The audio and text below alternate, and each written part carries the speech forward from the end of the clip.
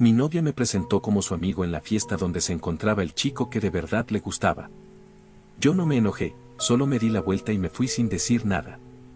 La noche de aquella fiesta aún sigue grabada en mi memoria como una herida que nunca sangró, pero que dejó cicatriz. Camila, mi novia desde hacía casi 2 años, me había insistido toda la semana para que la acompañara. Va a estar divertido, Alejandro. Además, quiero que conozcas a mis amigos de la universidad, me dijo con esa sonrisa suya que siempre me convencía de todo. Y yo, ingenuo y confiado, acepté sin pensarlo demasiado.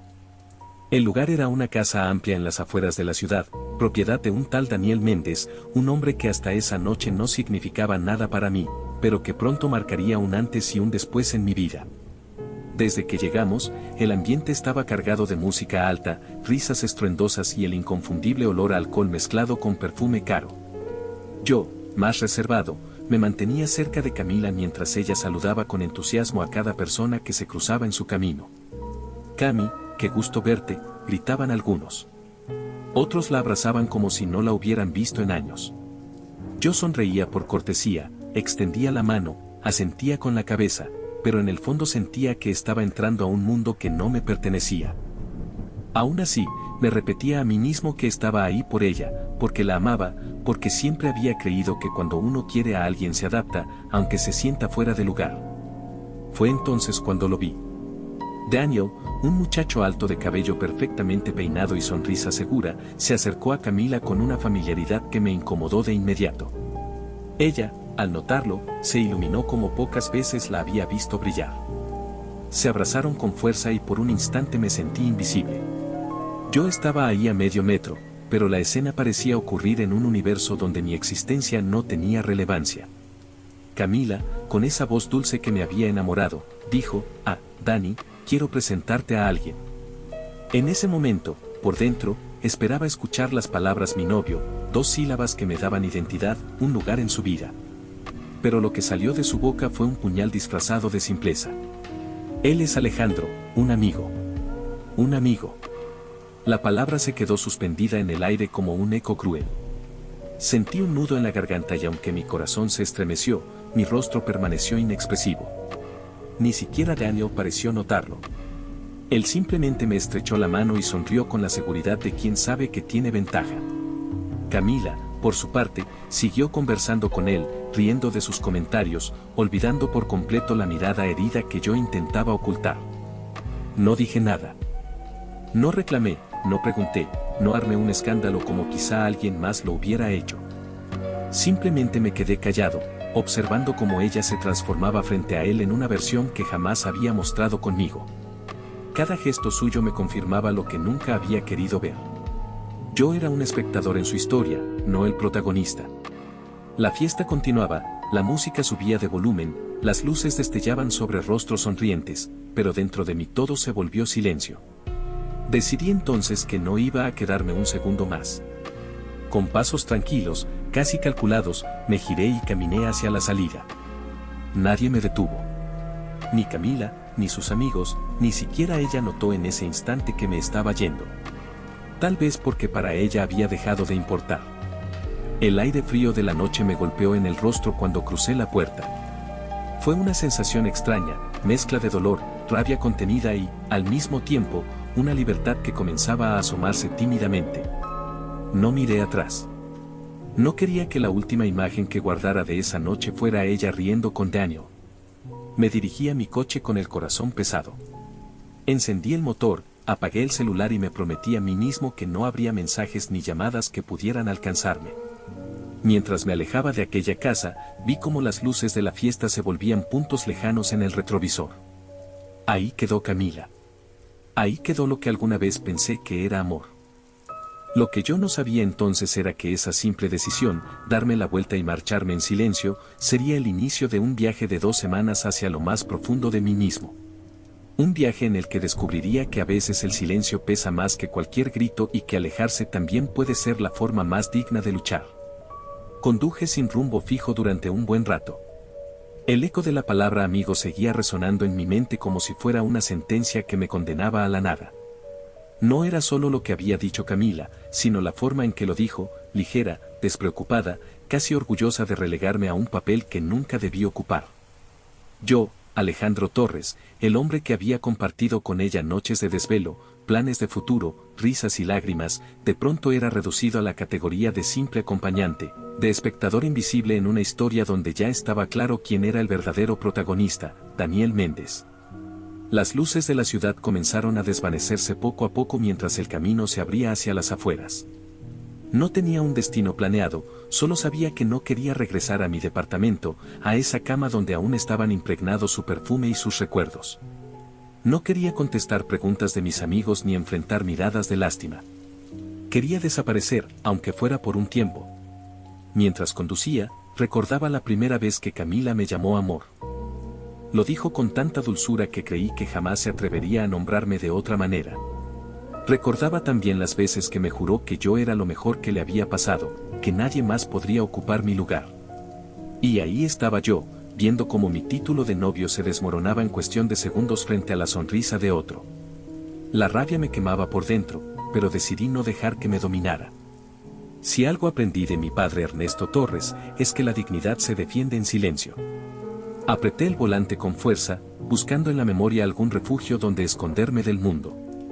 Entonces pensé en la vieja casa de campo de mi familia.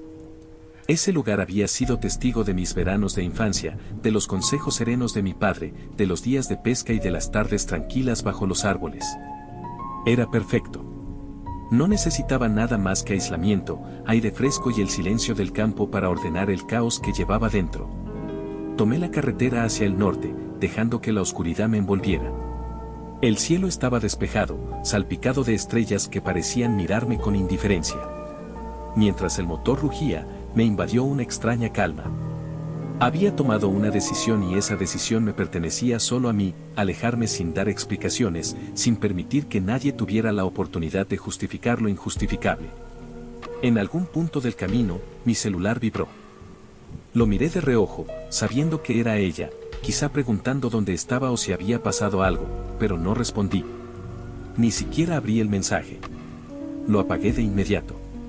El silencio que siguió fue un alivio, como si al cortar ese pequeño lazo con el mundo hubiera ganado un fragmento de libertad. Las horas pasaron lentamente hasta que al fin reconocí los caminos de tierra que llevaban a la casa de campo. Los faros del coche iluminaron los árboles altos que custodiaban la entrada. Aparqué frente al portón de madera, bajé y respiré hondo. El aire frío del campo me golpeó con fuerza, distinto, más puro, como si me recibiera con un abrazo invisible. Entré en la casa con la llave que mi padre me había dejado por si algún día necesitabas escapar de todo. Palabras que en ese momento cobraban un sentido profético. Encendí un par de lámparas viejas y la luz amarillenta llenó las habitaciones cubiertas de polvo y recuerdos. Caminé despacio, como quien regresa a un santuario olvidado. Me dejé caer en el sillón principal, cansado, pero sin sueño. Sentía que todo en mí se había apagado, las ganas de hablar, de explicar, de justificar. Me repetía una y otra vez que si había decidido irme, era porque merecía más que ser llamado amigo por la mujer que decía amarme. En silencio me prometí que esas 2 semanas que estaba por vivir serían mías, solo mías, lejos de Camila, lejos de Daniel, lejos de cualquier mentira disfrazada de amor. Esa noche no lloré, no rompí nada, no grité, solo me quedé ahí escuchando el crujir de la madera y el canto lejano de los grillos. En ese momento comprendí que mi silencio era más fuerte que cualquier confrontación. Porque a veces no hace falta pelear para ganar, basta con irse. La mañana siguiente desperté en la casa de campo con una sensación extraña, como si hubiera dejado atrás una vida entera. El colchón era viejo, el techo de madera crujía con cada ráfaga de viento y, sin embargo, me sentía más en paz que en cualquier hotel de lujo. No había notificaciones, no había mensajes, no había voces exigiéndome explicaciones. Solo yo, el silencio y el sonido de los pájaros que saludaban el amanecer. Me levanté despacio, aún con el cuerpo pesado por las horas de manejo y por el torbellino emocional que me había traído hasta allí. Encendí la cafetera vieja que encontré en la cocina y mientras el aroma del café llenaba la estancia, me asomé a la ventana. El paisaje era un cuadro de serenidad, campos verdes extendiéndose hasta el horizonte, árboles altos moviéndose al compás del viento y una bruma ligera que parecía envolverlo todo en un velo de calma. Poco después escuché el ruido inconfundible de una camioneta acercándose. Reconocí al instante ese motor. Era la de mi padre, don Ernesto Torres. Él nunca necesitó que le contara mis problemas para saber que algo no andaba bien. Siempre tuvo ese instinto que lo hacía presentarse justo cuando más lo necesitaba. Sabía que ibas a venir tarde o temprano, dijo apenas bajó del vehículo con esa voz grave que imponía respeto, pero también transmitía confianza. No le respondí de inmediato, solo le ofrecí una taza de café. Se sentó frente a mí en la mesa de madera y me miró en silencio, como quien espera a que las palabras broten solas. Y aunque yo tenía mil cosas que decir, me limité a un simple suspiro.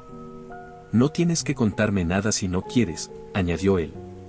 A veces lo único que uno necesita es estar en paz, sin preguntas, sin juicios. Asentí.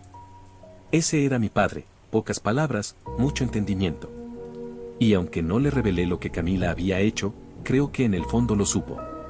Los padres tienen esa capacidad de leer en los ojos lo que sus hijos se niegan a pronunciar. Los primeros días en la casa fueron un ejercicio de silencio. Me dedicaba a caminar por los senderos, a pescar en el río cercano, a reparar algunas cosas viejas que llevaba tiempo abandonadas. Cada actividad era una forma de distraer la mente, de evitar que el recuerdo de Camila me alcanzara. Y sin embargo, cada noche, cuando me recostaba, la imagen de ella llamándome amigo volvía a golpearme con fuerza. Intentaba convencerme de que lo mejor había sido no reaccionar, no rebajarme a un drama público, pero había momentos en los que deseaba haberla enfrentado, haberle gritado en la cara lo mucho que me dolía. No obstante, la voz de mi padre retumbaba en mi memoria, la dignidad no se negocia. Cuando alguien te muestra tu lugar, lo único que puedes hacer es decidir si te quedas ahí o te marchas. Una tarde, mientras arreglábamos la cerca del terreno, mi padre se detuvo, me miró y dijo, hijo, la vida siempre nos pone pruebas. Y a veces la peor traición no es lo que otros nos hacen, sino lo que nosotros mismos permitimos. Esas palabras me atravesaron como una revelación. No era solo lo que Camila había hecho, era lo que yo había tolerado en silencio durante tanto tiempo, las miradas coquetas que desviaba cuando alguien más le hablaba, los mensajes que borraba rápido en su celular, las veces que me hacía sentir que yo no era suficiente. Tal vez la fiesta no había sido la primera traición, solo la más evidente. Las noches en la casa se convirtieron en un refugio de reflexión. Encendía la chimenea, me servía un vaso de whisky que mi padre guardaba para las ocasiones especiales y me quedaba contemplando las llamas mientras mi mente viajaba entre recuerdos y posibilidades. Comencé a escribir en un cuaderno viejo que encontré en la biblioteca. Pensamientos sueltos, frases sin orden, pero que poco a poco iban dibujando la ruta de mi sanación. Cada día que pasaba me convencía más de que mi decisión había sido la correcta. El mundo seguía girando allá afuera con fiestas, conversaciones y seguramente con Camila riendo de algo que Daniel decía. Pero yo ya no formaba parte de ese escenario. Me había arrancado de raíz de una historia donde nunca fui el protagonista y aunque dolía, también se sentía liberador. Esa primera semana fue un proceso de duelo silencioso. La segunda comenzó a transformarse en un renacimiento. Descubrí que podía respirar sin ella, que podía reír con mi padre mientras recordábamos anécdotas viejas, que podía sentirme completo sin depender de una validación disfrazada de cariño. Y aunque todavía quedaban heridas abiertas, en mi interior empezaba a nacer algo que no había sentido en mucho tiempo, orgullo por mí mismo. Los días siguientes, en la casa de campo, se transformaron en un ritual de silencio y descubrimiento.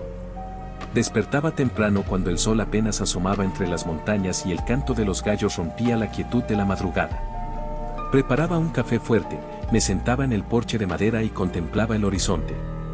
Esa rutina tan sencilla se convirtió en una terapia.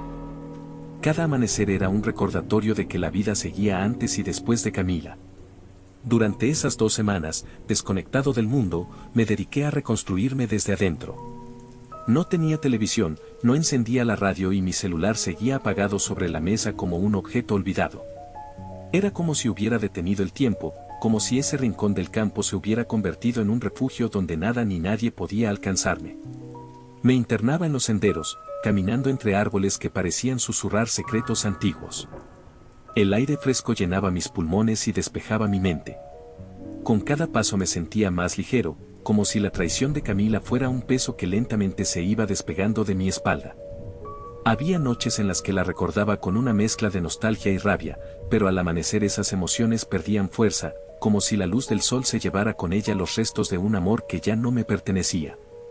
Mi padre Ernesto me acompañaba en ocasiones, aunque sabía respetar mis silencios. Íbamos al río a pescar y mientras él lanzaba la caña con paciencia infinita, yo observaba el movimiento del agua. A veces hablábamos de cosas triviales, del clima, de la cosecha de un vecino, de los recuerdos de mi infancia y otras veces simplemente no decíamos nada. Esa complicidad silenciosa era más poderosa que cualquier conversación. Una tarde, mientras cortábamos leña, me dijo, ¿sabes, hijo? La soledad no siempre es un castigo. A veces es el único camino para aprender quién eres en realidad. Me quedé pensando en esas palabras durante horas. Tenía razón. Esa soledad me estaba enseñando más de mí mismo que cualquier relación o amistad. Descubrí que no necesitaba a nadie para validar lo que sentía, que podía encontrar paz en mis propios pasos, en mis propias decisiones. También me dediqué a escribir cada día en el cuaderno que había encontrado. Llené páginas con pensamientos dispersos, no soy el amigo de nadie que me llame amor en privado. El silencio es mi grito más fuerte. No volveré a ser el tonto de nadie. Eran frases que brotaban como mantras, como promesas que me hacía a mí mismo. Al releerlas, me sentía más firme, más consciente de lo que debía dejar atrás. Hubo una noche especial, casi mágica. El cielo estaba despejado y millones de estrellas cubrían el firmamento. Me recosté en el pasto, mirando hacia arriba, sintiéndome pequeño, pero a la vez parte de algo mucho más grande. Recordé entonces una frase que mi madre solía decir antes de morir: el dolor no se supera, se transforma. En ese instante entendí que mi dolor debía convertirse en fuerza, en aprendizaje, que aferrarme a lo que Camila me había hecho solo sería cargar con cadenas innecesarias.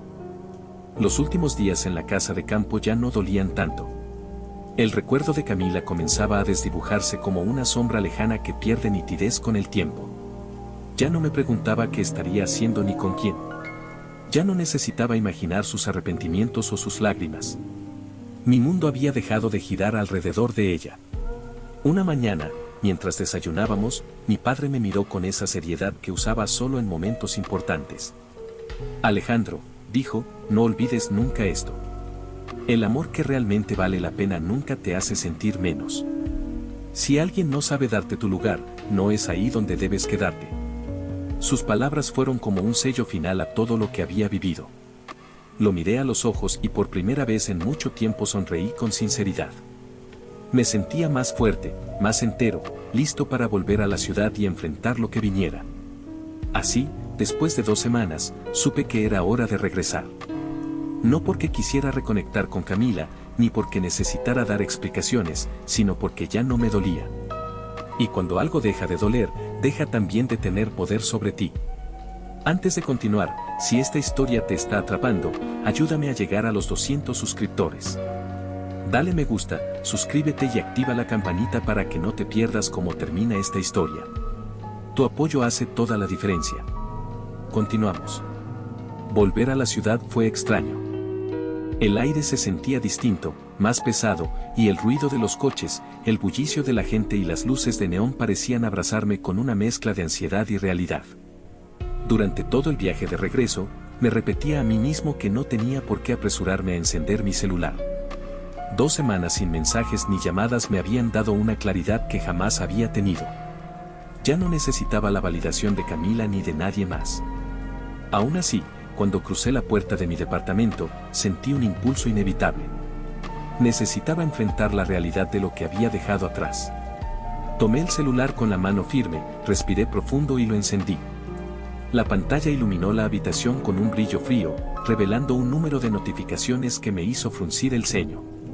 Más de 50 mensajes de Camila, llamadas perdidas y hasta correos electrónicos de su familia. Primero revisé los mensajes de Camila. Cada uno estaba cargado de urgencia, arrepentimiento y súplicas silenciosas. Alejandro, por favor, déjame explicarte. No sé cómo arreglar esto.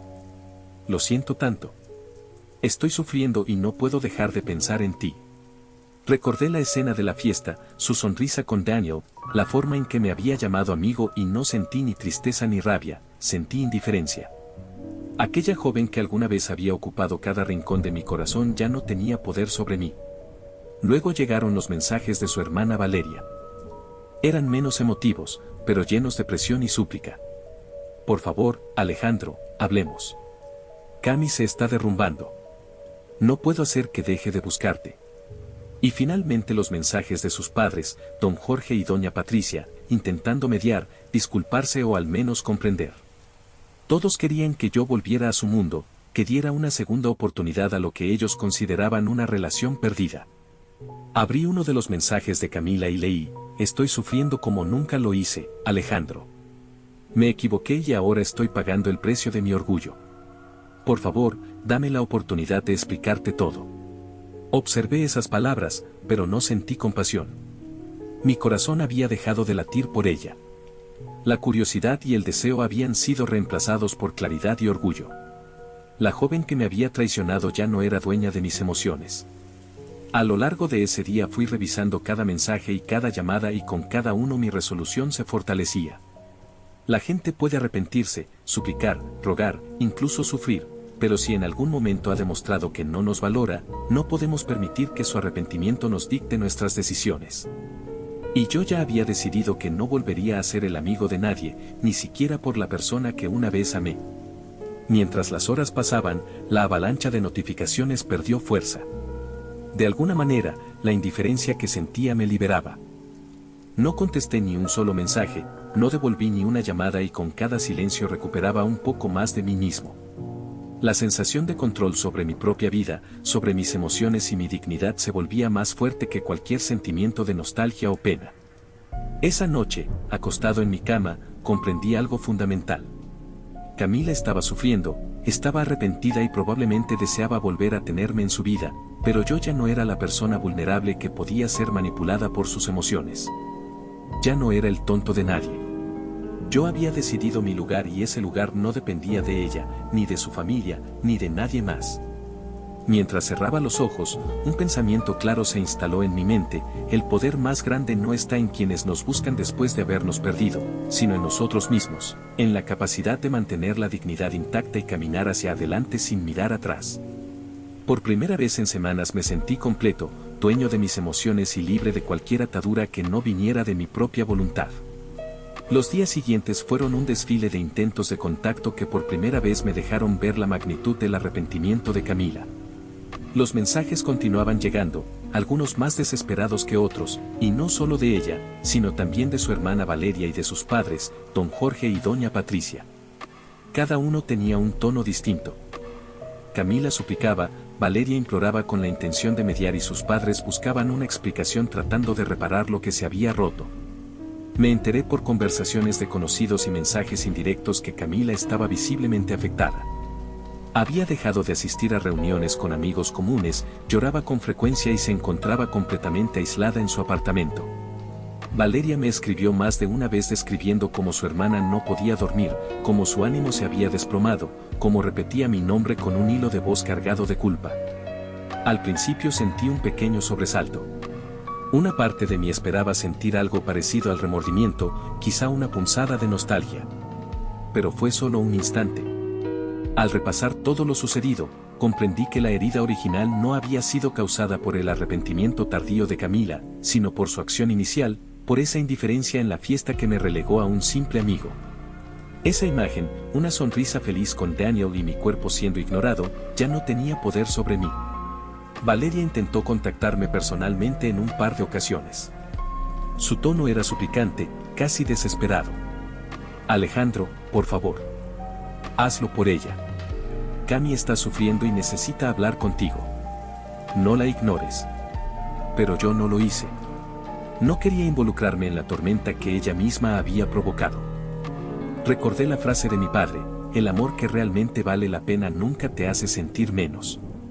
Y entendí que Camila no había sabido darme ese lugar.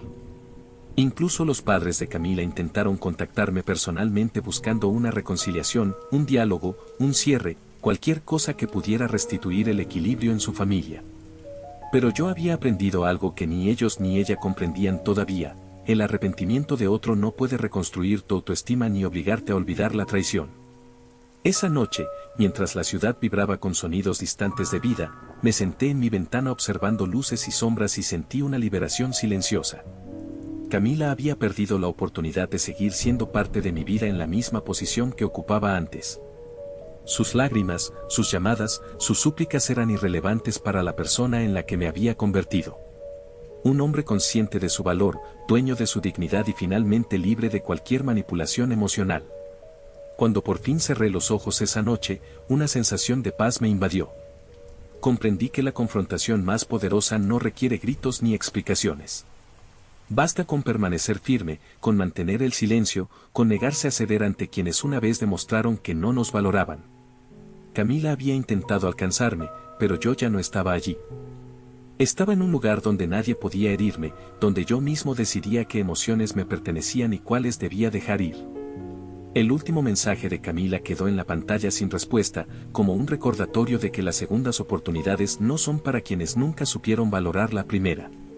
Y mientras la noche avanzaba, sentí que ese silencio, esa distancia, era más fuerte que cualquier palabra que pudiera decirme. Por primera vez en mucho tiempo, yo era el protagonista de mi propia historia. La mañana siguiente desperté con la sensación de ligereza que había estado ausente durante mucho tiempo. No había llamadas, no había mensajes urgentes, el silencio era absoluto. Por primera vez en semanas, el mundo exterior no dictaba mis emociones y yo podía pensar únicamente en mí. Camila, Daniel, Valeria, sus padres, todo eso se había convertido en un ruido lejano que ya no tenía poder sobre mi vida. Mientras desayunaba, recordé cada detalle de la fiesta, cada gesto de Camila, cada sonrisa dirigida a Daniel y la palabra que había marcado el inicio de todo, amigo. No sentí dolor, no sentí rabia, solo claridad. Comprendí que la verdadera libertad no consiste en escapar de los demás, sino en escapar de la necesidad de que los demás nos valoren o nos reconozcan. Yo ya no dependía de ella para definir mi felicidad. El arrepentimiento de Camila, su sufrimiento, sus lágrimas y súplicas eran irrelevantes para mí. La joven que había intentado alcanzarme ya no era dueña de mi tiempo ni de mis emociones. Mi corazón, antes vulnerable y dispuesto a ser lastimado, ahora estaba blindado con dignidad y experiencia. Cada mensaje ignorado, cada silencio mantenido, había reforzado mi autoestima y me recordaba que no volvería a ser el espectador en la vida de alguien que no supo valorar lo que ofrecía. Recordé también las palabras de mi padre, don Ernesto, que habían sido mi guía silenciosa en la casa de campo: el amor que realmente vale la pena nunca te hace sentir menos. Esa frase se convirtió en un mantra. Yo había sido más que suficiente desde el principio. Quien no lo reconoció no merecía seguir formando parte de mi mundo. La lección era clara: el respeto propio es más importante que cualquier pasión y la dignidad no se negocia.